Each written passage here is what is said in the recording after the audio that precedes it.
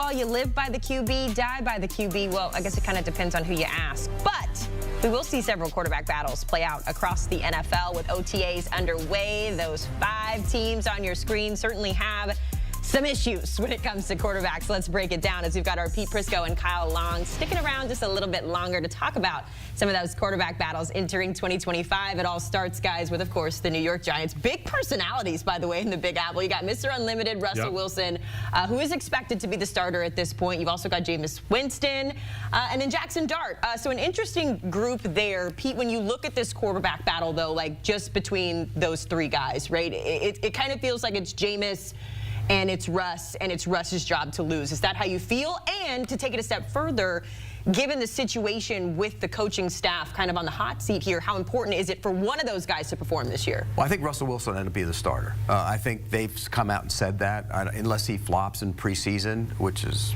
entirely possible the way he played last year at times. I think he's going to be the starting quarterback. Should he be the starting quarterback? Probably to start the season. I think he'll be looking over his shoulder a lot. I think the quicker they get to Jackson Dart, the better that'll be for the organization for the long term. But is he ready to play? That's the question. And sometimes you want the guy to get right in and play. I don't think this is one of those scenarios. I think he sits for a little bit, and then if Russell Wilson has some struggles, then I think Jackson Dart goes in and plays. You said earlier you are what you are in the NFL. Well, unfortunately for Russell Wilson, he's a lesser version of what he has always been in the National Football League. We saw that in Pittsburgh last year. Some opportunities to make huge plays down the field. I think Russell Wilson will be the starter. The leash is going to be long to get to Jameis Winston, and then the leash will be extremely short to get to Jackson Dart, because people in New York want to find out what this young player has. And he's got some juice. I mean, I really enjoyed the pick. I like that they didn't panic and they were able to get Jackson Dart where they were. But Russell Wilson's your starter. Jameis, yes, he can throw you 40 touchdowns, but we've seen it before where he can throw you 40 interceptions. They're in a weird situation. And the reason they're in a weird situation is this regime probably has to win this year. Yeah. So how do you balance what's going to be best for the organization for the future? And if you don't have as many wins, you can float out there that carrot, which is Jackson Dart, and look what he can do. Correct. You can go into the season, I mean, if you lose a couple games early in the season, and in week 4 you put in Jackson Dart, and he plays really well, and you still only win, and you still only win 7 games. Hey, we don't want him to learn a new offense next year. We want him to carry over into the next year. So it might actually be to your benefit to play Jackson Dart. Either way, they're going to have to win some games. The schedule makers did them no favors because I believe they have the hardest strength of schedule as well going into 25. So an uphill battle for the Giants going forward. The Steelers quarterback room currently is Mason Rudolph, Skylar Thompson, and Kyle McCord, who they picked up in the draft. Yeah, it's a lot to LOL about. However, we've been on Aaron Rodgers' watch for, I don't know, it feels like months, years at this point. New caveat in the conversation. He did go on a podcast and say that there was the potential that he would be playing against the Bears. He was asked if he was going to be the quarterback for the Bears, and he said no, but I could play a team. He's obsessed. I know. Honestly, I'm over it, but I feel like we always have to add that Aaron Rodgers into the quarterback conversation here. So I'll pose the question this way. Kyle, without Aaron Rodgers in the mix at all, because we don't know what he's going to decide or when he's going to decide it. But when you look at the current quarterbacks that the Steelers have right now, that's the competition that we're looking at here. What do you make of it?